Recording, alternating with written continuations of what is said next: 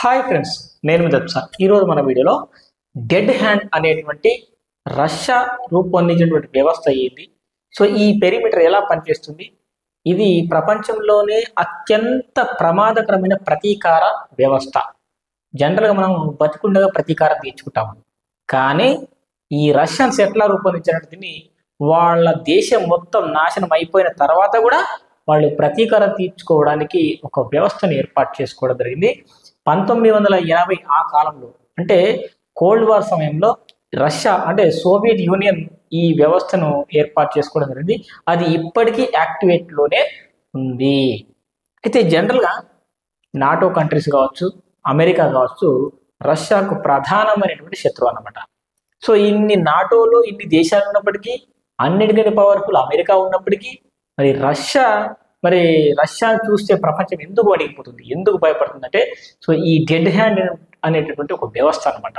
So ఈ dead hand అనే వ్యవస్థ ఎలా పనిచేస్తుందంటే, ఫస్ట్ రష్యాతో ఇతర దేశాలకు యుద్ధం జరిగినప్పుడు ఫస్ట్ ఆఫ్ ఆల్ ఈ రష్యాలో ఉన్నటువంటి సెన్సార్లు రష్యాలో ఏవైనా న్యూక్లియర్ దాడి జరిగితే కనుక, ఆ దేశంలో ఉన్నటువంటి ప్రజలంతా చనిపోతే కనుక, ముఖ్యంగా ఆ అధ్యక్షుడు కానీ, ఆ నాయకత్వం కానీ, ఆర్మీ కానీ, సైనిక స్థావరాలు కానీ, ఇవన్నీ నాశనం అయిపోయిన తర్వాత కూడా, వాళ్ళందరూ చనిపోయిన తర్వాత కూడా ఈ డెడ్ హ్యాండ్ అనేటువంటి వ్యవస్థ పనిచేస్తుంది.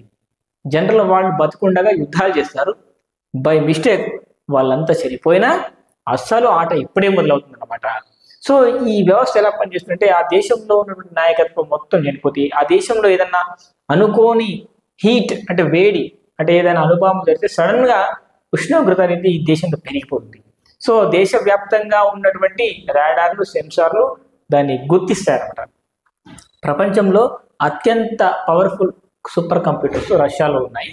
సో అవి ఏం చేస్తాయంటే, ఈ సెన్సార్స్ దేశం మొత్తం మానిటరింగ్ చేసి, సో అక్కడ ఉన్నటువంటి హీట్ని, ఆ వేవ్స్ని అబ్జర్వ్ చేస్తుంది అనమాట. రెండోది, ఒక్కసారి దేశంలో అణుదాడి జరిగింది అని నిర్ధారించుకున్న తర్వాత రెండోది ఏం చేస్తుందంటే, లాస్ ఆఫ్ కమాండ్ రెస్పాన్స్ కోసం ఎదురు చూస్తుంది. అంటే మిలిటరీ ఆఫీసర్స్ నుంచి కానీ, అధ్యక్ష భవనం నుంచి కానీ, మరి ఆర్డర్స్ కోసం ఎదురు చూస్తుంది. అంటే రెస్పాన్స్ కోసం ఎదురు చూస్తుంది. మిలిటరీ నుండి ఎలాంటి రెస్పాన్స్ కనుక కమాండ్ కంట్రోల్కు రాకపోతే అప్పుడు అది అర్థం చేసుకుంటుంది ఏమని, దేశంలో ఉన్నటువంటి ప్రధాన నాయకత్వం అండ్ ప్రజలు చనిపోయారు అని అప్పుడు అది అర్థం చేసుకుంటుంది. సో ఎలాంటి రెస్పాన్స్ లేకపోతే అట్లా అర్థం చేసుకొని, ఇక మూడో సిస్టమ్, ఈ మూడో దశలో ఏం చేస్తుందంటే, ఆటోమేటిక్ రిటాలియేషన్ ఆర్డర్స్. అప్పుడు ఆ వ్యవస్థ ఒకేసారి యాక్టివేట్ అయ్యి దేశంలో ఉన్నటువంటి సుమారు 5400కు పైగా అణుబాంబులు, న్యూక్లియర్ మిజైల్స్ ఉన్నాయి. సో కొన్ని సముద్రాల్లో, కొన్ని నేల మీద, కొన్ని ఆకాశంలో, ఇట్లా రకరకాలుగా వాళ్ళు ఏర్పాటు చేసి పెట్టడం జరిగింది. ముందుగానే శత్రు దేశాలపైకి వాటన్నిటి గురి చూసి రెడీగా పెట్టి మరి ఆ విధంగా రెడీ చేసి ఉంచడం జరిగింది.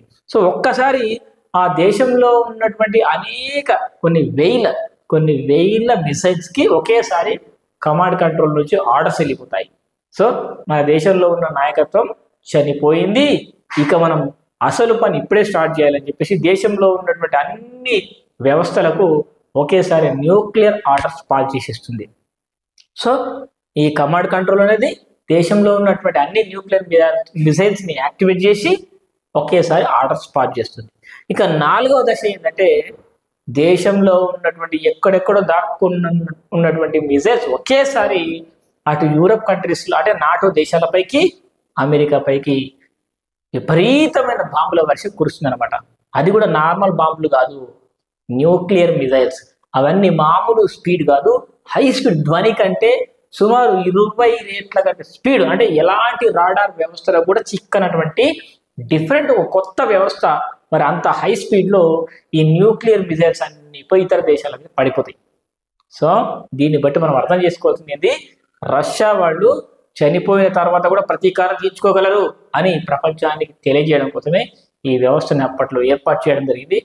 ఇంకో విషయం ఏంటంటే, ప్రపంచంలో ఉన్నటువంటి ఎంతోమంది అణుశాస్త్రవేత్తలు చెప్పేది ఏంటంటే, రష్యా వద్ద కొన్ని సీక్రెట్ ఎన్నో వెపన్స్ ఉన్నాయట.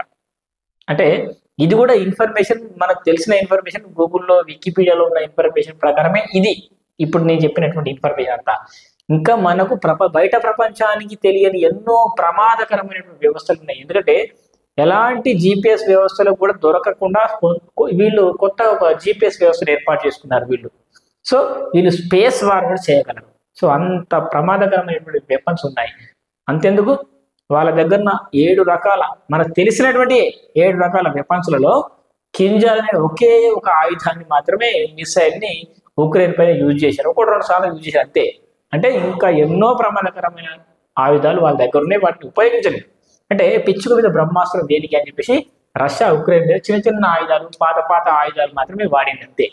కానీ ఎప్పుడు లేటెస్ట్ వెపన్స్ ఎప్పుడు కూడా యూజ్ చేయలేదు.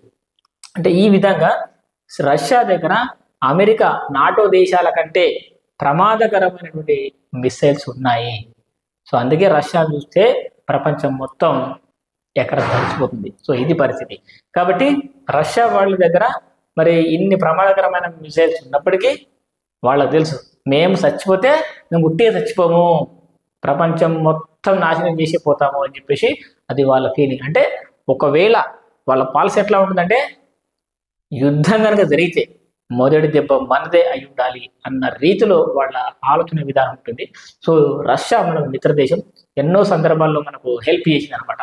కాబట్టి సో ఈ రష్యా ఇండియా స్నేహాన్ని మీరు ఎలా చూస్తున్నారో ఒక్కసారి కామెంట్ ద్వారా తెలియజేయండి.